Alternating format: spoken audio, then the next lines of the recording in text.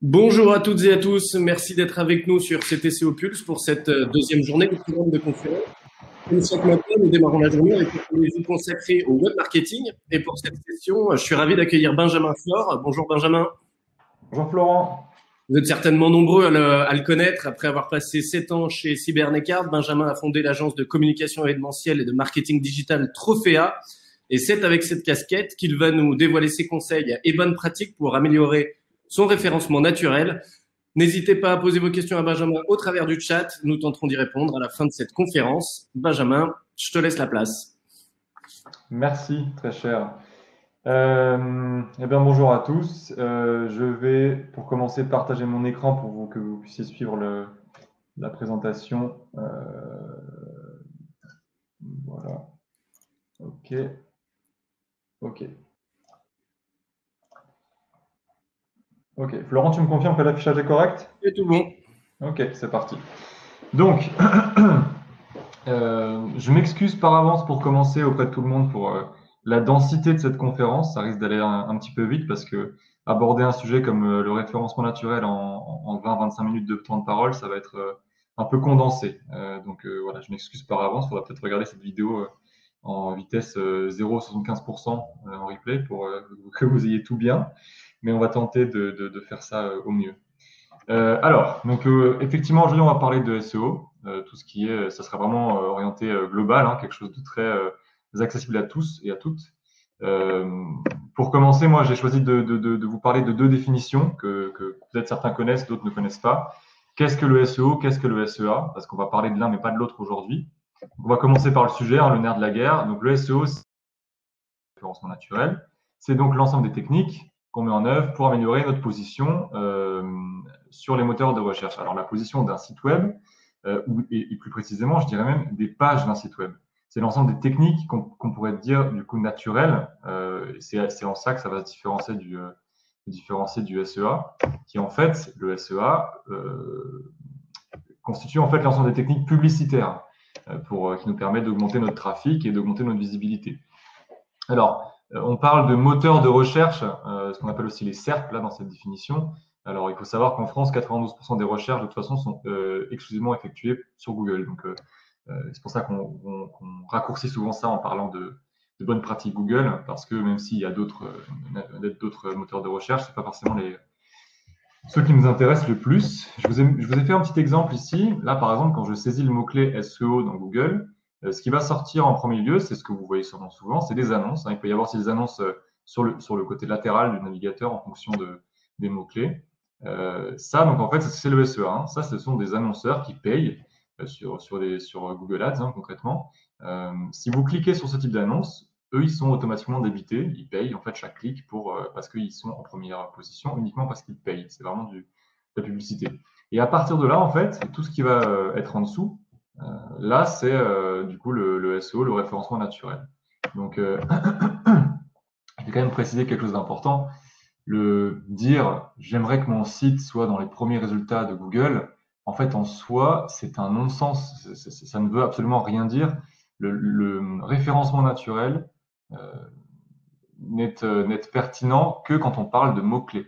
En fait, vous souhaitez placer votre site, même pas votre site, certaines pages de votre site en fonction de certains mots-clés. Je vous donne un exemple. Moi, par exemple, voilà, j'ai ma société Trophéa. Peut-être que les mots-clés qui m'intéressent, ça pourrait être agence, moi je suis à Strasbourg, hein, agence de communication Strasbourg, ou peut-être agence de publicité Strasbourg, ou peut-être, voilà. Je voudrais placer certaines de mes pages, en l'occurrence où je présente mes prestations, sur certains mots-clés. Mais dire je veux juste que ça remonte, peu importe le mot-clé que le client tape, c'est pas pertinent. Parce que dans vos choix de mots, de tout ce qu'on va voir après là dans cette conférence, tous les choix que vous faites, rédactionnels, tout ce qui est aussi technique, etc., par rapport aux pages de vos sites internet, vont vous positionner sur certains mots-clés et pas sur d'autres. Donc c'est pour ça que juste dire j'aimerais être au top de Google, ben, en fait ça dépend sur quel mot-clé on parle. Voilà, donc là aujourd'hui nous ce qu'on va étudier, c'est donc les trois grands piliers du SEO.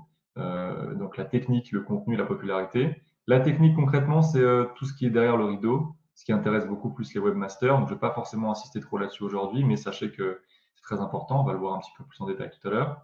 Le contenu, c'est tout ce qui est en fait visible par l'utilisateur, c'est les choix que vous faites, le ton que vous prenez, la longueur des phrases, les mots que vous choisissez, les images que vous mettez, les vidéos, etc. Tout type de contenu, vraiment de différentes pages de votre site. Et enfin, la popularité, concrètement, alors ça serait, enfin, c'est plus précisément ce qu'on appelle en fait souvent les backlinks ou liens externes. En fait, pour faire concret, vous avez une page d'un site. Sur cette page de votre site, on va dire que c'est une page, premier niveau, c'est une page qui est importante. Par exemple, votre homepage, la page principale d'accueil de votre site Internet. Si maintenant, vous avez autour de vous sur Internet de nombreux sites qui font des liens vers cette page-là, des sites qui sont dans votre domaine d'activité, pour que ce soit pertinent, parce qu'aujourd'hui, les robots de Google sont très intelligents. Ça ne sert à rien d'essayer de… Si vous êtes dans l'objet publicitaire et que vous avez plein de sites partout, vous avez essayé de les convaincre de mettre des liens vers votre site, mais que ce sont des sites dans le bâtiment, dans le BTP ou des choses qui n'ont rien à voir, ce n'est pas ça qui va vous faire gagner en popularité.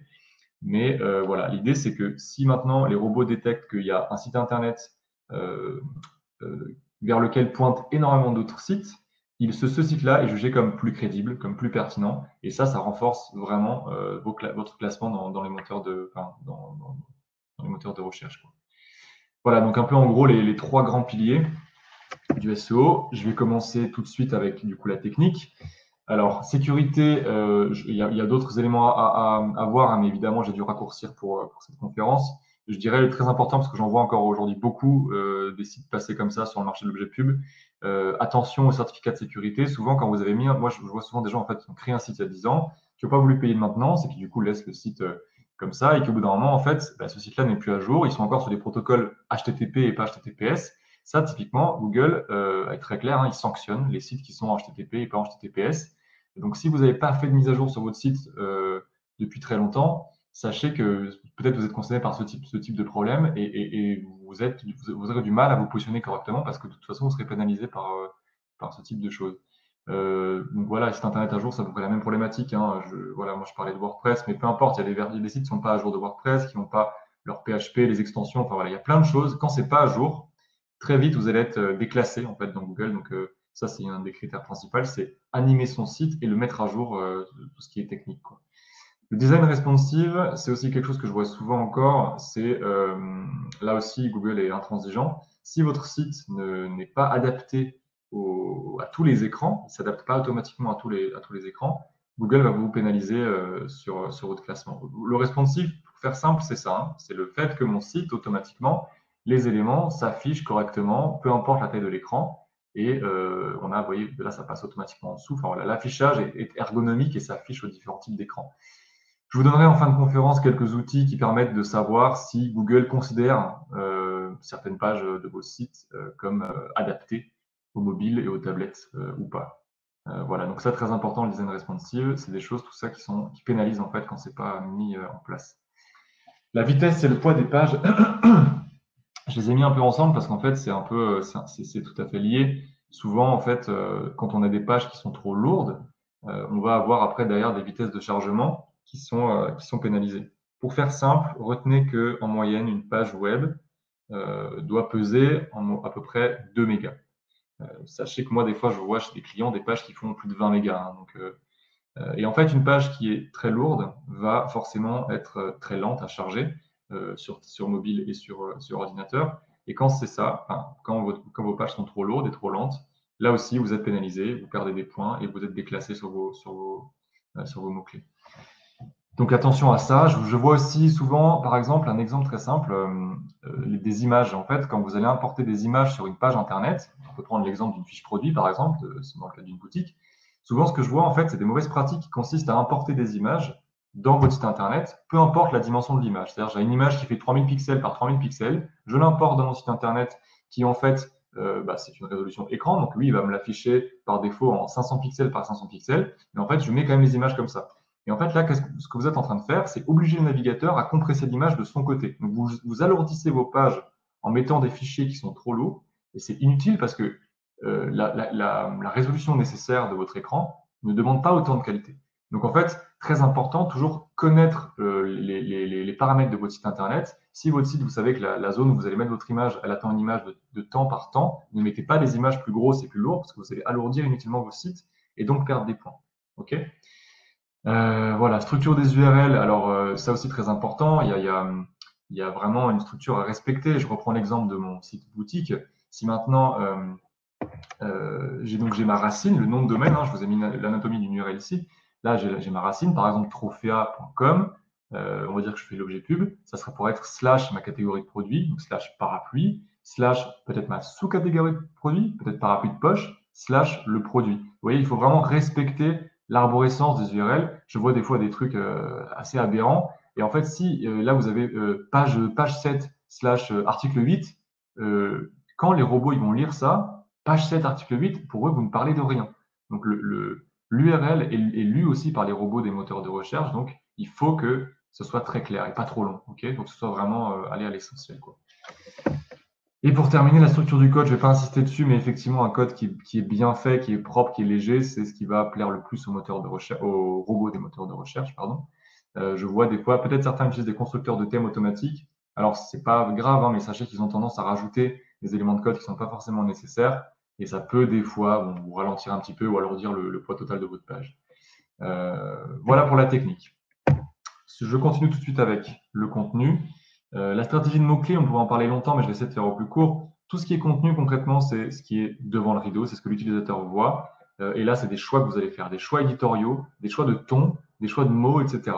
Il faut savoir quelque chose, c'est que les robots aujourd'hui, l'époque où vous mettiez des métadonnées, on mettait un maximum de mots-clés pour essayer de se positionner, etc., c'est terminé. Aujourd'hui, les robots sont très intelligents et ils sont tout à fait capables de lire un texte et de le comprendre comme il est écrit. C'est-à-dire qu'ils sont capables d'analyser la lisibilité de votre texte et de comprendre si il y a de la paraphrase, les phrases sont trop longues, c'est un manque de liaison. Ils sont capables de juger est-ce que c'est agréable à lire, est-ce que votre contenu est agréable à lire. Donc faites attention avec ça. Si je peux vous donner un conseil en 2021, n'essayez pas d'être plus malin que le robot de Google en essayant de mettre des petites combines à droite à gauche, vous n'y arriverez pas. Au mieux, ça va absolument rien faire. Au pire, vous pourriez même perdre des points parce qu'il détecte maintenant certaines tentatives de se placer sur des mots-clés spécifiques. Donc, attention à ça. Les balises titres et le balisage HN. Alors là, on rentre un peu dans la technique, mais pas tant que ça. Vous allez me suivre. La balise titre, en fait, pour vous montrer un exemple concret, quand je tape Salon CTCO, leur balise titre, c'est exactement cette phrase-là qui apparaît également dans le titre de l'onglet. En fait, c'est une balise que moi, je vais renseigner derrière le rideau. Et en fait, la balise titre, c'est simple, il y a une balise titre par page. C'est-à-dire que, vous voyez, le Salon CTCO, ils ont peut-être des pages sur des articles de blog, etc. Une règle, chaque page a une balise titre. Et cette balise titre, en fait, c'est comme son nom l'indique, le titre de la page. Le robot, lui, quand il va lire votre page, quand il va qu'on appelle la crawler, il va la regarder, il va lire la balise titre, il va se dire, OK, donc cette page-là, elle parle de ça. Donc la balise titre est très importante. C'est ici que votre choix de mots-clés doit se faire. Si maintenant je vais me placer en tant que agence de pub Strasbourg, si là j'ai écrit Trophéa, agence de communication Strasbourg, il y a de très grandes chances pour que je sois beaucoup plus placé sur des mots-clés qui gravitent autour de communication que de publicité. Donc là, votre choix éditorial, déjà dans la balise titre, il est très important.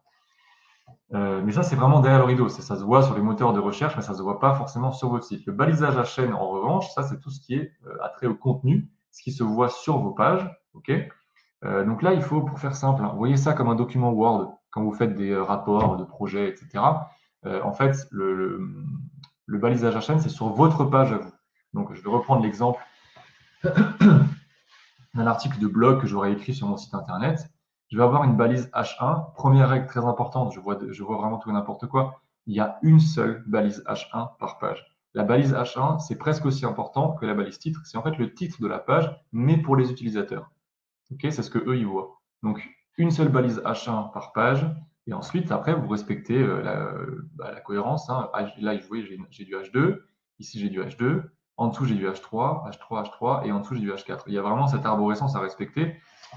Aujourd'hui, les éditeurs HTML vous permettent de regarder en fait quel type de titre vous avez renseigné. Donc, faites attention. Moi, je vois plein de pages qui commencent avec du H3. Commencent avec du H3, puis après, mettent du H2 en dessous, et puis du H6, et puis après du H1. Et en fait, ça, pour les robots, c'est pas bien, c'est pas bon. C'est comme ça, vous allez perdre beaucoup de points, quoi. Donc, travaillez correctement votre contenu, respectez les titrages et l'arborescence des titrages. Mettez en forme vos balises titres, hein, pour ceux qui savent ce que ça veut dire en HTML, mais pour qu'elles vous plaisent. Mais après, ne changez pas. Ne dites-vous pas, ah bah tiens, je vais mettre du H2 parce que c'est plus beau. En fait, là, l'esthétique n'importe pas forcément à SEO sur cet aspect-là. OK. Voilà pour les balises. La lisibilité et le contenu, bah, ce que je vous parlais tout à l'heure, hein, voilà, les robots sont tout à fait capables aujourd'hui de lire votre contenu. Donc, moi, je peux vous donner un petit conseil pour tous ceux d'entre vous qui utilisent, WordPress. Il y a d'autres solutions, mais je vous donne un exemple précis. Il y a un plugin qui s'appelle Yoast, Y-O-A-S-T, qui vous permet, en fait, c'est un plugin gratuit, qui vous permet d'analyser en fait vos pages. Et chacune de vos pages, il va vous donner des notes sur la lisibilité d'une part et sur les qualités SEO d'autre part. Et il va vous montrer tout ce qui pourrait être perfectible. Voilà, donc moi je vous conseille ce plugin-là parce qu'il est très connu, il est très facile à utiliser et ça vous permet de voir les points d'amélioration que vous avez, autant au niveau de la lisibilité, est-ce qu'il y a trop de paraphrases, est-ce que ce type de choses, etc. Comment on peut l'améliorer. Attention au copier-coller. En fait, ce qu'on appelle le duplicate content sur Google, c'est-à-dire que vous allez récupérer une page, vous dites oh, c'est pas mal ça, je vais prendre tout ça, hop, je le mets sur une page, je crée une page, je colle quasiment l'intégralité de ce que j'ai trouvé. Google est capable de le repérer. Donc, ne faites pas de duplicate content parce que là, vous allez pénaliser votre site internet en question. Si vous récupérez du contenu, vous le copiez-collez chez vous, il le détecte et vous allez perdre des points. Donc, attention à ça. Et pour terminer sur le contenu, le maillage interne. Le maillage interne, c'est en fait les liens qu'il y a entre les pages de vos sites. Je reprends un exemple précis. J'ai mon site Trophéa, je présente mes prestations et j'ai une page avec des articles de blog. Et ben, le maillage interne, ça pourrait constituer à faire des liens entre mes prestations et mon portfolio pour montrer des exemples de prestations que j'ai réalisées avec certains clients et aussi des liens vers un article blog où j'explique les avantages d'un team building, pourquoi c'est très bien, les avantages de la visite virtuelle aujourd'hui. Et je fais des liens entre des articles blog, des prestations, le portfolio, etc. Pour susciter en fait le visiteur de votre site internet à se déplacer partout d'une page à l'autre. Okay, voilà, très important. Le maillage interne, toujours essayer d'avoir sur chacune de vos pages des liens, au moins un lien externe, donc un lien qui va vers l'extérieur. Vous faites une référence vers un confrère, vers un site qui explique les avantages de tel ou tel produit promotionnel, vers la 2FPCO, vers voilà, c'est très important. Ok, essayez d'avoir au moins un ou deux liens par page vers votre site et aussi des liens externes, très important aussi, d'avoir des liens vers l'extérieur, vers des sites, comme je vous disais, qui sont pertinents comme la fédération, comme d'autres choses. Et maintenant, la popularité. Donc, ce que je vous disais, donc la popularité, il y a quand même quelque chose qui est très important sur lequel vous n'avez pas de contrôle, c'est l'ancienneté de votre nom de domaine. Si maintenant vous créez un site internet demain, et vous déposez un nouveau nom de domaine, vous êtes un nouveau. Donc, il va falloir un petit peu attendre, un petit peu se faire la main, travailler votre SEO, travailler vos contenus, sortir pas mal d'articles, encourager la visibilité de votre site internet pour que votre nom de domaine soit jugé comme crédible au bout d'un moment. Donc voilà, un domaine qui a peut-être 8 ou 9 ans d'ancienneté sera automatiquement jugé plus crédible par Google qu'un domaine qui vient juste d'apparaître. Très important. Et donc les fameux liens externes, ce dont je vous parlais, pareil, très important, essayez de trouver des personnes qui font des liens vers votre site, mais il faut que ce soit des choses qui font entrer de près ou de loin au marché de l'objet publicitaire ou aux produits que vous vendez ou à la communication globale, etc. Il faut que les robots détectent que vous êtes dans une sorte de microcosme dans un marché qui a du sens, quoi. Donc, ne faites pas si vous récupérez des liens, je sais pas, vers le pôle emploi parce que vous faites une offre de stage ou ce genre de choses, c'est bien, hein, mais c'est pas ça qui va vous faire gagner en crédibilité et en popularité sur une page ou sur votre site en général, quoi. Et pour terminer, le SEO local, pour ceux qui connaissent Google My Business, en fait, c'est ça tout simplement.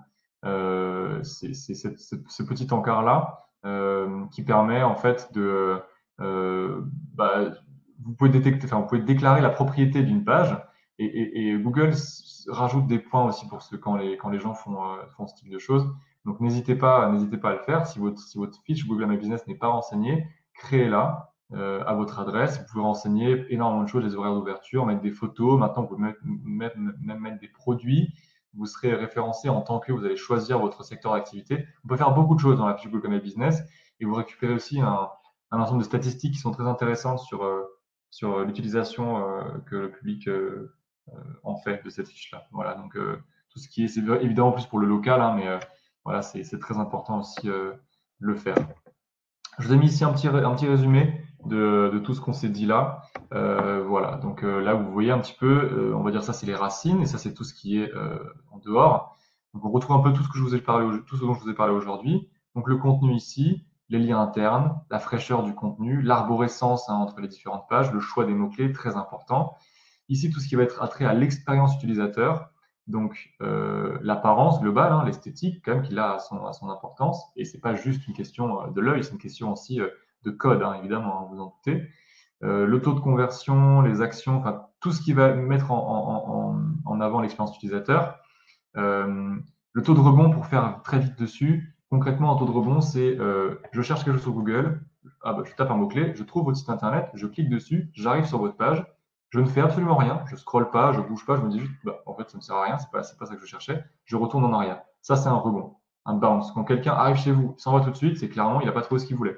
Et ça, c'est pénalisant. Plus vous avez un taux de rebond qui est très élevé, plus potentiellement votre page peut être, c'était pas ce que l'utilisateur cherchait. Donc attention à ce type de statistiques.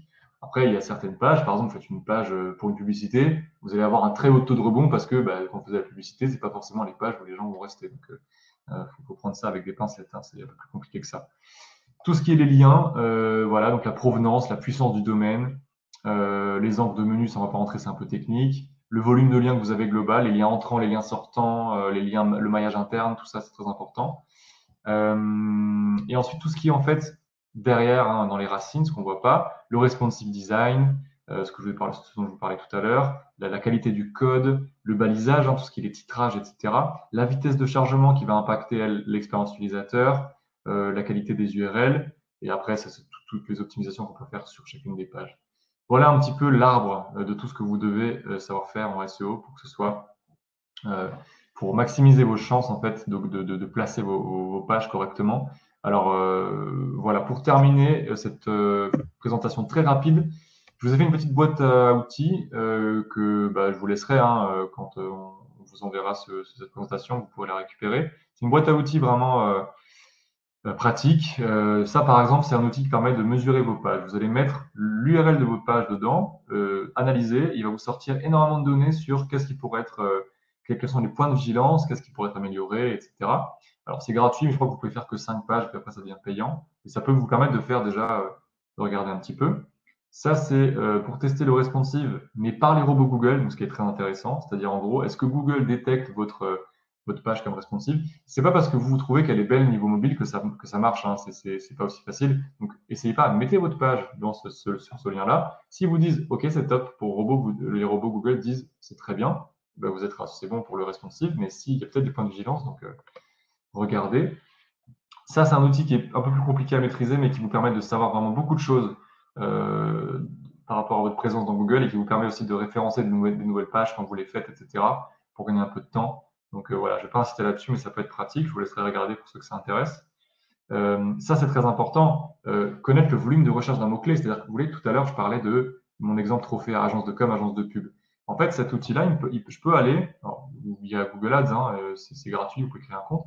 Il me permet de connaître le volume de recherche d'un mot-clé sur une situation, sur une zone géographique. C'est-à-dire que moi, par exemple, je suis en Alsace. Je vais aller regarder combien de personnes tapent agence de pub, agence de publicité dans Google en Alsace. Il va me sortir un volume de requêtes mensuel moyen. Et puis ensuite, je vais chercher combien de personnes tapent agence de communication en Alsace. Et je peux regarder en fait quel est le volume de requêtes qui est le plus tapé. Et si moi, j'hésite entre deux mots-clés, je vais me placer sur celui que je trouve le plus pertinent, sur lequel il y a le plus de requêtes.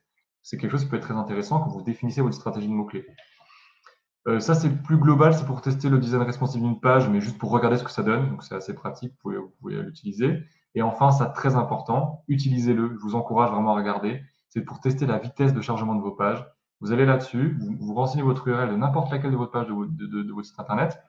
Vous cliquez sur Analyser. Il va vous montrer la vitesse de chargement en mobile et en ordinateur et vous dire est-ce que c'est satisfaisant ou est-ce que ce n'est pas satisfaisant. Si ça ne l'est pas, c'est qu'il y a du boulot à faire, c'est que vous pouvez prendre quelques points de classement dans le moteur de recherche.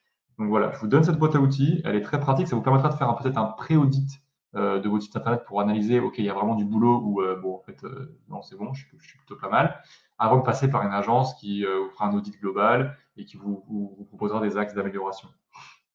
Voilà, c'était très dense, très rapide. J'espère que tout le monde a pu suivre et que ça allait.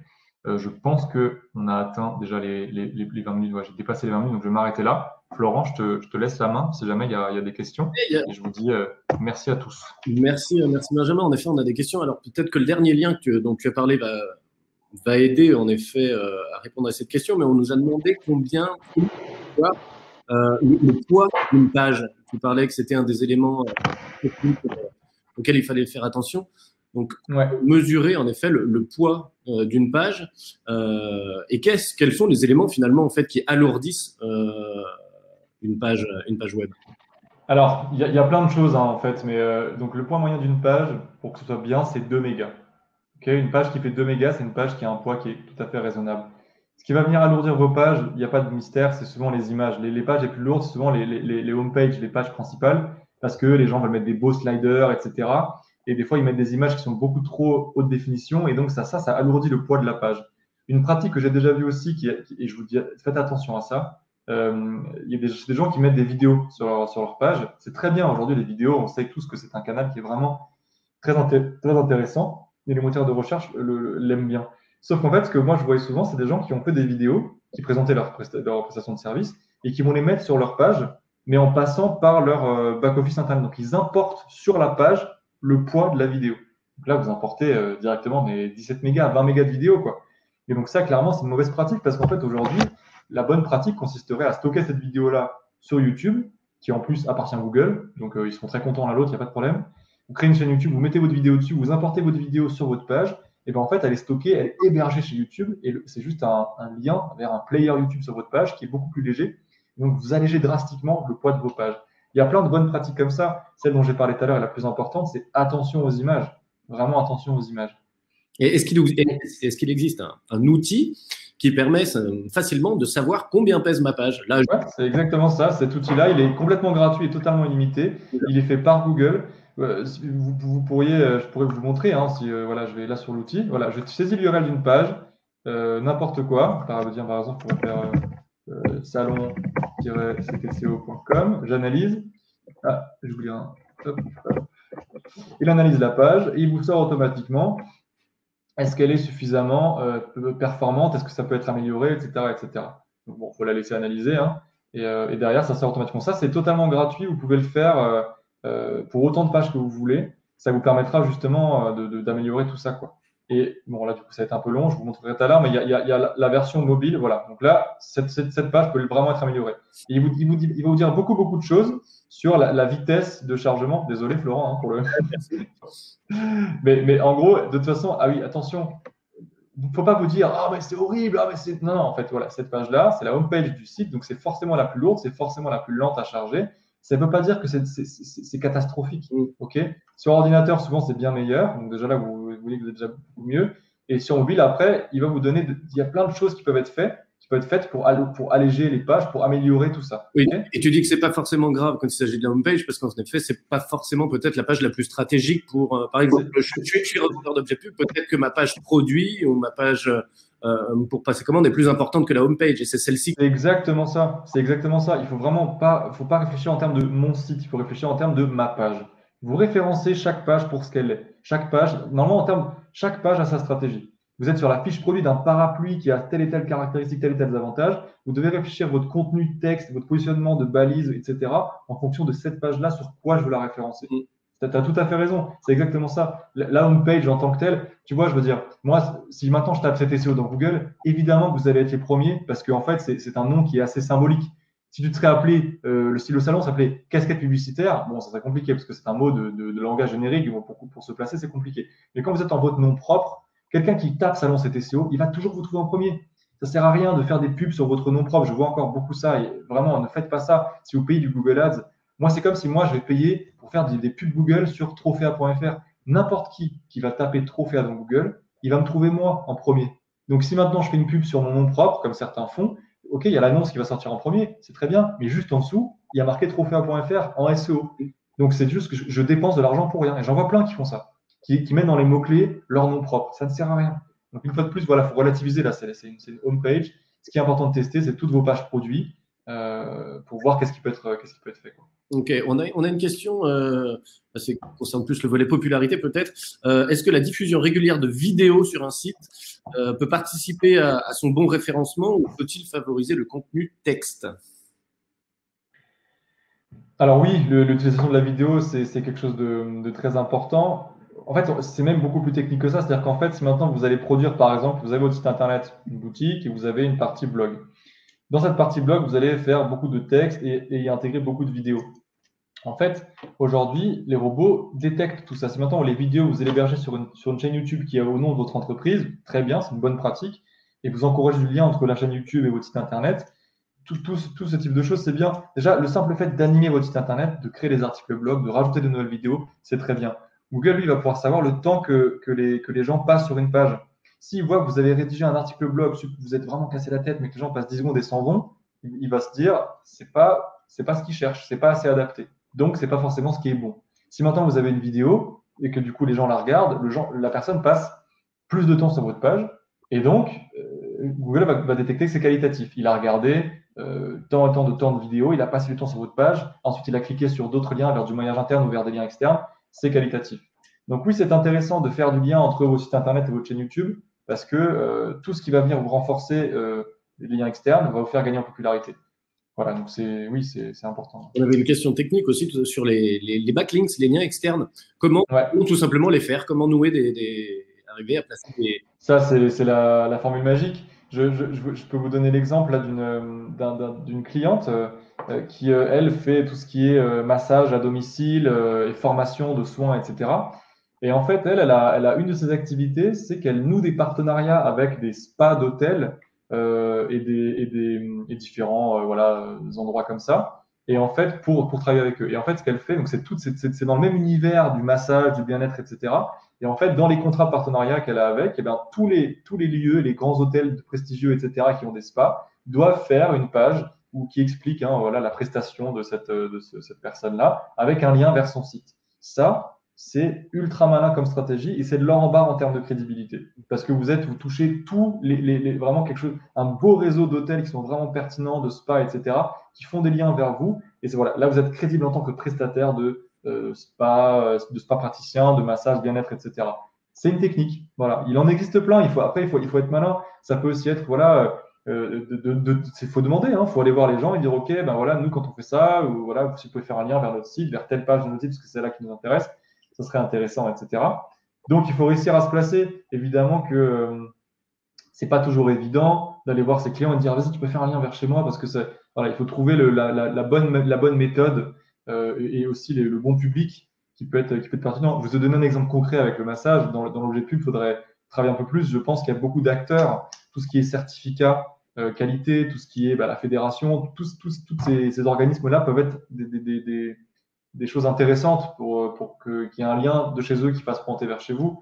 Mais ça peut aussi être même plus large, des sites, des forums sur le textile, des forums sur la communication, sur l'objet média, sur toutes ces choses-là. Si vous arrivez à travailler avec eux, CMAG, travailler avec CMAG, travailler avec ces magazines-là, faites des articles chez eux, encouragez-les à faire des liens vers chez vous pour qu'il y ait vraiment de la circulation. C'est le magazine de l'objet média. Typiquement, voilà, il y a ce type d'acteurs du marché avec qui il faut faire des partenariats pour augmenter votre visibilité.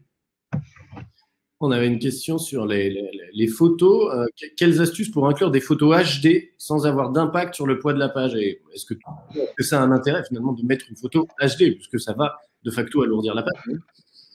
En fait,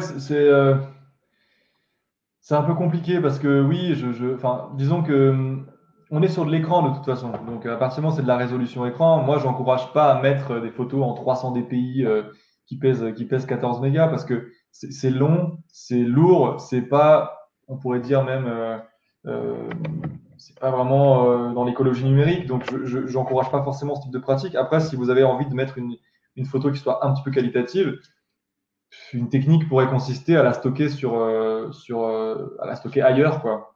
À la stocker en externe et que ce soit juste un lien vers la page pour la voir, quoi. C'est-à-dire, voilà, vous voulez mettre un lien que vous stockez ailleurs et vous faites, quand on clique, alors on affiche cette photo en temps réel. Mais du coup, c'est l'autre lien où elle sera stockée qui sera pénalisé, mais peut-être que c'est un lien, en l'occurrence, qui vous importe peu. Et donc, vous, là, voilà, sur votre page qui vous intéresse, vous faites juste un lien vers l'image, donc elle est stockée en externe. Donc, le poids de votre page, de votre site principal, n'est pas trop impacté. Voilà, ça pourrait être une technique pour éviter d'être pénalisé. On nous demande aussi quels outils pour vérifier les balises du site. Alors, là, il faudrait préciser la question. Quelles balises, du coup? Parce qu'il y a beaucoup de choses, quoi. Je ne sais pas vraiment exactement quels outils pour vérifier les balises. Parce qu'en fait, les balises HTML, il y en a plein. Donc là, les soit vous avez un webmaster qui peut vérifier tout ça, soit vos balises. Ou alors, si on parle peut-être que j'imagine, peut-être la personne parle des balises HN, donc tout ce qui est les titrages. Très simple, vous allez sur votre page internet, clic droit, affichez le code source de la page. Vous faites un CTRL F pour faire une requête dans votre navigateur. Vous cherchez sur la page, vous avez un code source, hein, comme Matrix. Et là, vous allez taper H1 et vous allez regarder. Il va vous montrer dans la page où est le H1. Et vous allez voir qu'est-ce qui est détecté comme H1 comme titre. Si vous tapez H2, il va vous montrer tous les endroits dans la page où il y a des H2. Et après, vous pouvez regarder si votre arborescence est correcte comme ça. C'est une technique pour regarder effectivement son arborescence H1, H2, H3, etc. Si vous faites une requête H1 ou H2 et que vous voyez qu'il n'y en a pas, par contre, si vous trouvez du H4, c'est qu'il y a un problème. Si vous n'avez pas de H2 mais qu'il trouve du H4, c'est que votre arborescence de balise elle est pas faite correctement. On a une question sur alors je ne suis pas sûr de incidence entre articles LinkedIn ou autre réseau avec lien sur votre site. En gros, j'imagine, est-ce que faire des posts sur les réseaux sociaux qui renvoient vers le site, c'est quelque chose qui peut participer à du référencement? Alors oui, mais pas directement.